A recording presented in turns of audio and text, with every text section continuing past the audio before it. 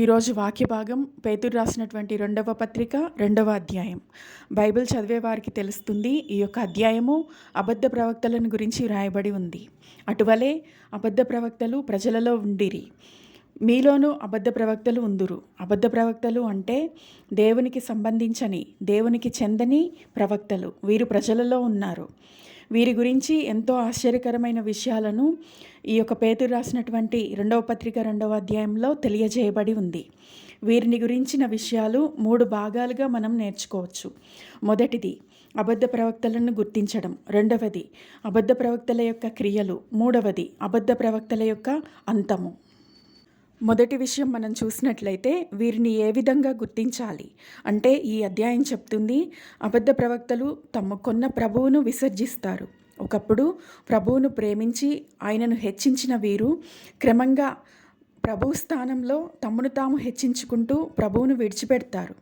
వీరు ధనం విషయంలో అధిక లోబులై ఉంటారు. అంటే ఇటువంటి వారు ప్రజల నుంచి డబ్బును అడుగుతూ ధనాన్ని అధికంగా కలిగి ఉండాలని ఆశిస్తూ ఉంటారు. అదేవిధంగా వీరు కల్పనా వాక్యాలను చెప్తారు. అంటే దేవుని వాక్యం కాకుండా కల్పించబడిన తమ స్వంత మాటలను, విషయాలను చెప్తూ ఉంటారు. వీరు పోకిరి చేష్టలను అనుసరిస్తారు. ఇంకా వీరు నాశనకరమైన, భిన్నమైన వారి స్వంత అభిప్రాయాలను రహస్యంగా బోధిస్తూ ఉంటారు. ఇటువంటి వారందరూ ఏ అనుమానం లేకుండా అబద్ధ ప్రవక్తల క్రిందికి వస్తారు.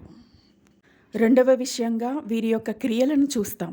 అబద్ధ బోధకులు తెగువ గలవారుగా, స్వేచ్ఛాపరులుగా, అంటే దేవునికి కానీ ఆయన సంఘానికి కానీ బాధ్యులుగా ఉండకుండా వారి ప్రతి విషయంలో స్వేచ్ఛను అనుసరిస్తూ వారి స్వప్రయోజనాల కొరకు, అంటే డబ్బు కొరకు, ఖ్యాతి కొరకు, దేవుని మహిమను, ఆయన మహిమ కార్యాలను కూడా దూషించడానికి భయపడరు. అబద్ధ ప్రవక్తలు సుఖానుభవాలను, అంటే లగ్జరీస్తో కూడినటువంటి లైఫ్ స్టైల్ను ఎంచుకుంటారు. వారు దేవుని యొక్క తిన్నని మార్గాలను విడిచి బిలాము మార్గంలోనికి వెళ్ళిపోతారు. బిలాము దుర్నీతి వలన కలుగు బహుమానాన్ని ప్రేమించాడు. ఇంకా వీరు డంబపు మాటలు వ్యర్థంగా పలుకుతూ వారే భ్రష్టత్వానికి దాసులై ఉండి ప్రజలను విడిపిస్తామని చెప్తారు. మూడవ విషయము అబద్ధ ప్రవక్తల యొక్క అంతము. పరిశుద్ధాత్మ దేవుడు వీరికి చివరికి ఏం జరుగుతుందో ఈ అధ్యాయం మొదట్లోనే తెలియజేశాడు.